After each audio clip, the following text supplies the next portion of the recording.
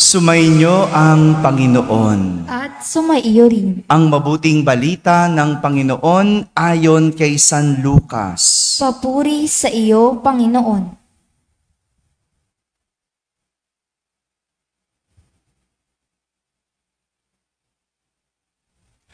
Noong panahong iyon, nakatayo si Jesus sa baybayin ng lawa ng Genesaret. Pinagkalimpumpunan siya ng napakaraming tao na ibig makarinig ng salita ng Diyos. May nakita siyang 2 bangka sa baybayin. Nakalunsad na ang mga mangingisda at naghuhugas ng kanilang mga lambat. Lumulan siya sa isa sa mga bangka at hiniling kay Simon na may-ari nito na ilayo ng kaunti sa tabi. Naupo siya sa bangka at nangaral sa mga tao. Pagkatapos niyang magsalita, ay sinabi kay Simon, "Pumalaot kayo at ihulog ang mga lambat upang manghuli." Sumagot si Simon, "Guro, magdamag po kaming nagpagod at wala kaming nahuli. Ngunit dahil sa sinabi ninyo, iuhulog ko ang mga lambat." Gayon nga ang ginawa nila at sa dami ng kanilang huli ay halos magkansisira ang kanilang mga lambat. Kaya't kinawayan nila ang kanilang mga kasamahang nasa ibang bangka upang patulong. At lumapit naman ang mga ito. Napuno ang 2 bangka na halos lumubog. Nang makita iyon ni Simon Pedro, siya'y nagpatira pa sa paanan ni Jesus at nagsabi, "Lumayo po kayo sa akin, Panginoon, sapagkat ako ay makasalanan." Naggilala siya at ang kanyang mga kasama dahil sa dami ng kanilang huli.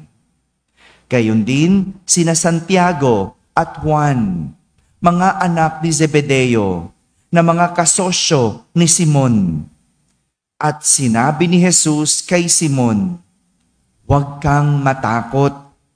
Mula ngayoy, mamamalakaya ka na ng mga tao." Nang maitabi na nila ang kanilang mga bangka, iniwan nila ang lahat at sumunod kay Jesus. Mga kapatid, ang mabuting balita ng Panginoon. Pinupuri ka namin, Panginoong Hesukristo. Magsiupo ang lahat at makinig sa homilya. Isang magandang umaga po sa inyong lahat.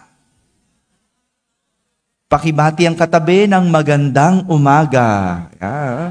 Magandang umaga sa lahat ng nasa barangay na nakakapakinig ng ating banal na misa, sa lahat ng nasa tahanan na nagsisimba via online, sa lahat ng nasa abroad, isang magandang araw po sa inyong lahat. Kasama kayo sa ating banal na pagdiriwang dito sa ating parokya.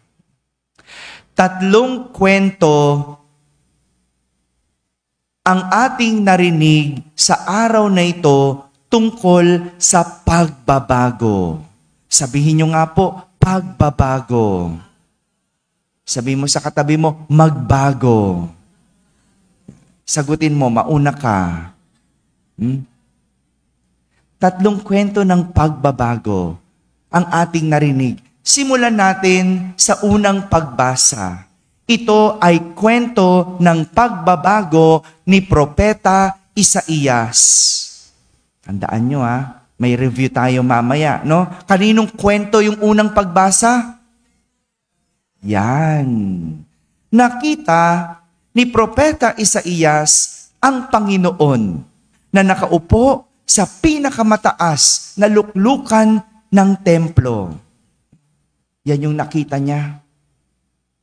At maraming mga serapin ang sabay-sabay na nagpupuri sa Diyos. Imagine niyo, nakita niyo ang Diyos, nakaupo sa pinakamataas na luklukan at pinupuri siya ng lahat ng serapin. At dahil sa kanyang nakita, nahiya siya sa kanyang sarili.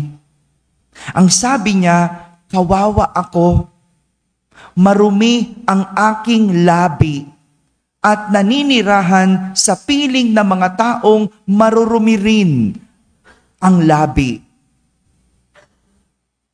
Pakitingnan nga yung katabi mo. Tingnan mo yung labi. Marumi ba o mapula? Ayan, natakpan na ng lipstick. Ano po? No? Pakinggan natin yung sinabi ni Propeta Isaias. Sabi niya, mapapahamak ako pagkat ako'y isang makasalanang nakakita sa Panginoon, ang makapangyarihang hari. Hindi ba minsan meron tayong ganitong karanasan? Yung sa sobrang buti ng isang tao o isang buti ng bagay, bigla mong nakita ang sarili mong kasamaan. Diba? Pag nakita ka ng sobrang bait, ay, ang bait naman niya. Nang nakakita ka ng isang taong napakaganda, nakita mo, ay, ang pangit ko pala. No? Diba may ganon? Diba? Kaya ayaw mong tumabi. Diba? Kasi maaangat yung kapangitan mo eh. Diba? Hello. Ayaw pa umamin ng mga to. No? Ganun naman, hindi naman tayo perfecto eh. Halimbawa, hindi naman ganun kagandahan ng iyong ilong. Nakakita ka ng taong sobrang tangos ng ilong. Ang ganda ng ilong para sa paningin mo. Para sa paningin mo ha. Diba? Diba parang, ay, diba? Hindi ko sinabing pangit yung ilong mo. Hindi ko sinabi. Sabi ko lang yung nakita ka ng sobrang ganda. Diba? Parang nahihiya ka. Yung sa sobrang buti ng isang tao, nahiya ka, bigla mong nakita yung kasamaan mo. O kaya yung sobrang linis ng isang lugar, bigla kang nahiya. At na-realize mo na ang dumi-dumi mo. Di ba? Halimbawa, no, pumasok kayo sa ating simbahan, di ba? Tingnan niyo yung sahig, no? Ang linis-linis niyan. Kahit ang liit-liit ng ating simbahan, ang linis-linis niyan. Tas galing ka sa labas. Alam mo naman sa labas natin, ang linis din. Di ba? Nakita mo ang linis. Anong gagawin mo? Papasok mo ba yung tsinelas mo? Ba't may mga tsinelas kayo? Ha? Gagawin, pupunasan mo, di ba? Pupunasan mo kasi mahihiya ka eh. Ang dumi mo. Tapos itatapak mo sa sahig na napakalinis. O kaya itong mga PSSDM natin, ayan na, no? Nakita mo ang linis-linis ng patio, no? Hanggang doon sa opisina ko. 'Di ba ang linis? Tapos mamaya pagkatapos ng mesa, yan. Ganyan tayo eh, no? Hindi nahihiya. Yan. No? Iwan yung marumi yan, sige makakarinig kayo sa akin, sa homily talaga. No? Ang galing-galing din talaga ng Diyos magturo. No? Yan, no? Ganyan, di ba? Yung dapat mahiya ka. No? Yung nakita mong malinis, pag ginamit mo, iiwan mo bang marumi? Mamaya ha, pag nagkainan tayo, ha? Ang gagaling yung sumagot sa misa. No? Pero sa totoong buhay, hindi ba ganon? Yung kapag pumasok ka sa bahay, nahihiya ka kasi ang dumi ng tsinelas mo. Kaya nga tayong Pinoy, naguhubad ng tsinelas. Kasi nakita mo yung iyong sariling karumihan. Ganyan yung karanasan ni Propeta Isaias. Ganyan yung karanasan niya ng pagbabago. Nakita niya ang kabutihan ng Diyos. At nakita niya ang sarili niyang karumihan.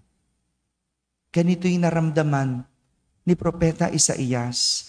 Dahil sa ganda at buti ng lumalabas sa bibig ng mga serapin, nakita niya ang dumi ng kanyang labi. Na-realize niya ang dumi ng kanyang labi. Ano ibig sabihin nun? Literal bang madumi ang labi? Hindi. Ano? Yes, madumi ang lumalabas sa bibig. Siguro, no, palamura. itong si Propeta Isaías noon. Siguro noon, parati siyang maraming sinusumpa. Marami siyang mga kasinungalingan. Ano pa yung mga dumi ng bibig natin? Siguro, chismoso itong si Propeta Isaías. Siguro gano'n, no? Lahat ng dumi ng kanyang labi, nakita niya. Kasi nakita niya yung mga serapin, ang bubuti ng lumalabas sa bibig. Pinupuri ang Diyos. Pero, dahil sa kanyang pagtanggap ng kanyang karumihan, nilinis ng serapin ang kanyang labi gamit ang isang baga. Ano yung baga? Hello? Ha? Apoy. No? Gamit ang isang baga. No? Imaginein mo nga, no? Kung lilinisin ang ating mga labi, no? Anong gagawin sa inyong labi? Naalala ko nung bata pa kami, kapag nag-aaway kaming mga magkakapatid, no? Kapag nagsasalita kami ng masama, anong gagawin? Sisilihan kami. 'Di ba? Ganon. Sisilihan. No? Uso pa ba sa inyo 'yon? No? Siguro mauubos ang sili sa Divisoria pag ginamit natin dito sa lugar natin, no? No? Pag may narinig ako nagmura, naku, sisilihan ko talaga. 'Di ba ganon? No? Para itigil. 'Di ba?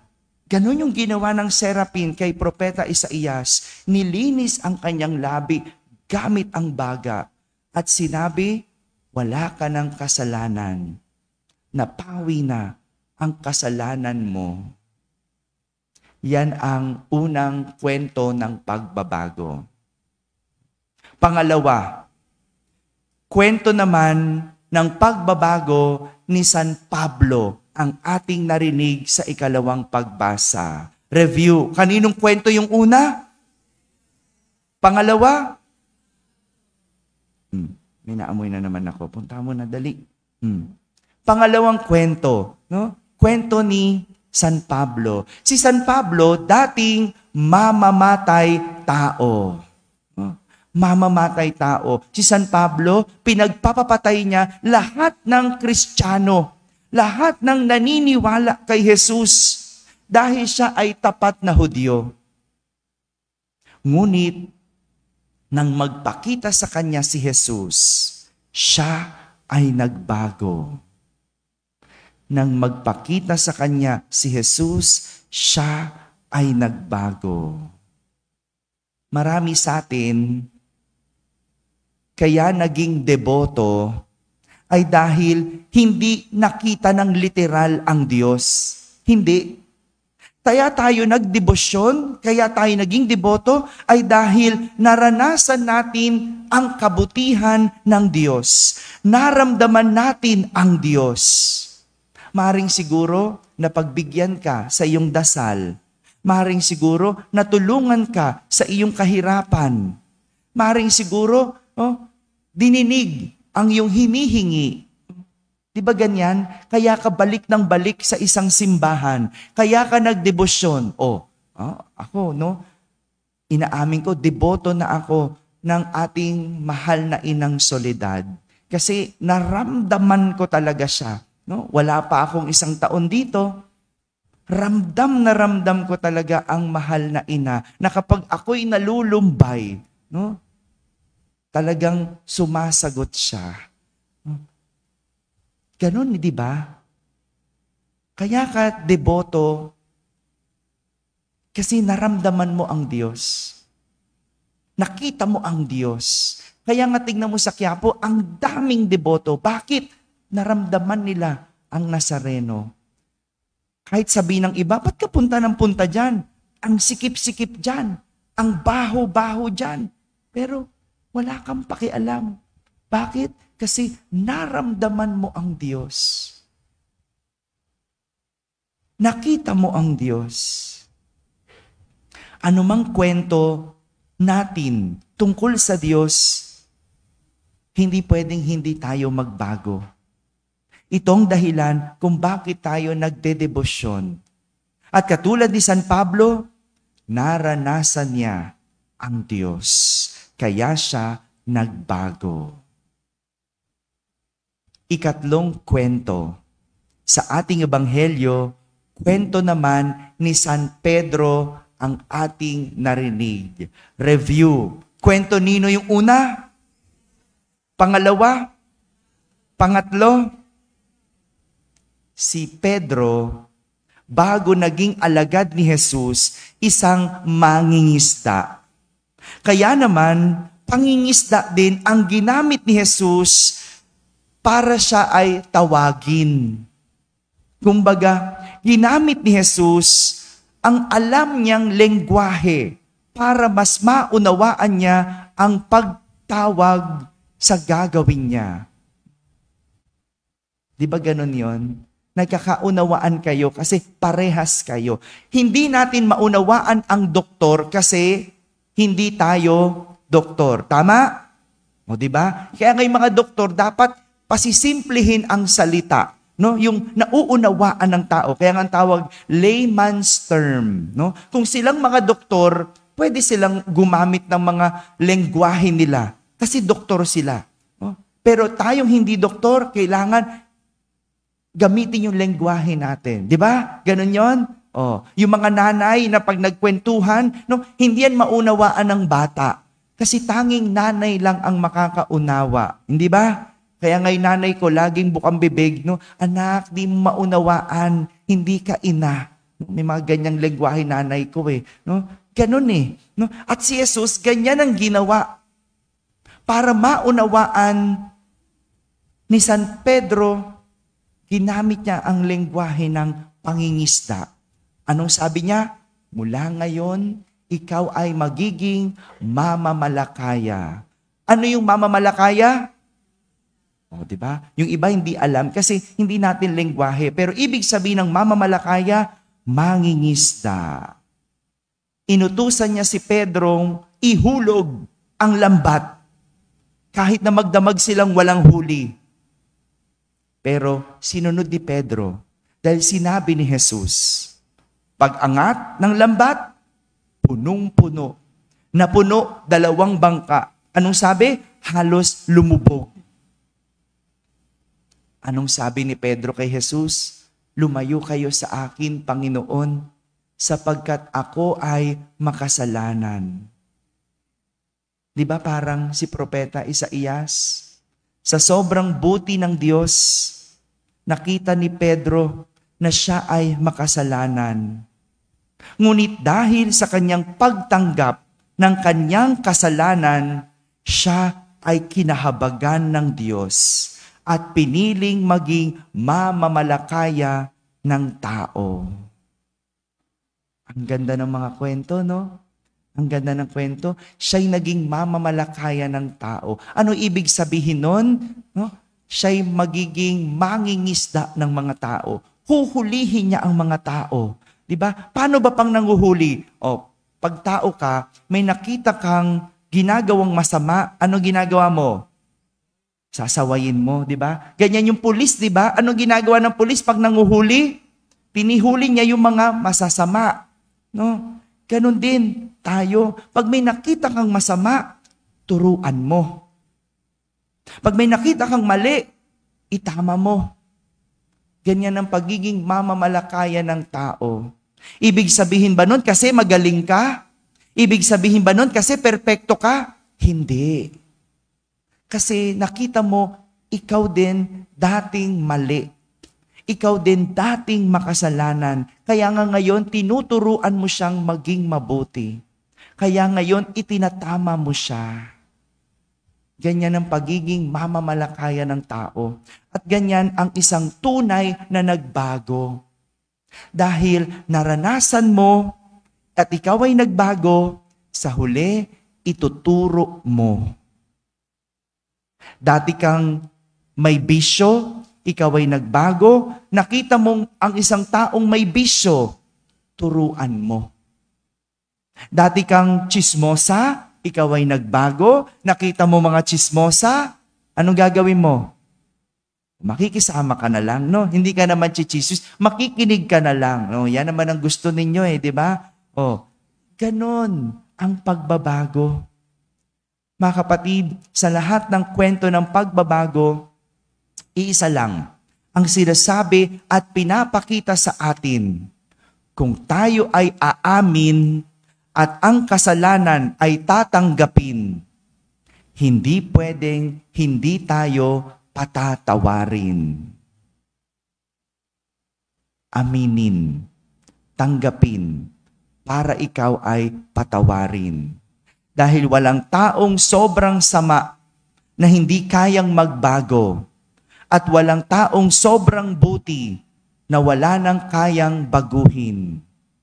Araw-araw, tayo ay tinatawagan na magbago dahil ang pagbabago ay paraan para iwan ang lumang tayo.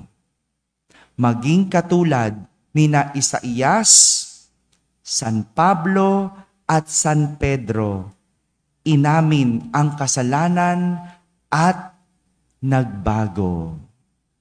Amen? Amen.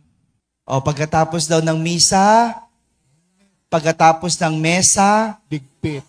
linis, ha? Maglinis, ha? O, ganun 'di ba? Ang unang hakbang ng pagbabago ay kung kaya mong aminin ang iyong kasalanan. Kapag naamin mo ang kasalanan, ikaw ay makakakuha ng kapatawaran. Walang pagbabago pag walang pag-amin. Walang pag-amin, walang kapatawaran. Sumainyo ang Panginoon. At sumaiyo rin. Iyuko pong inyong ulo habang ginagawad ang pagbabasbas.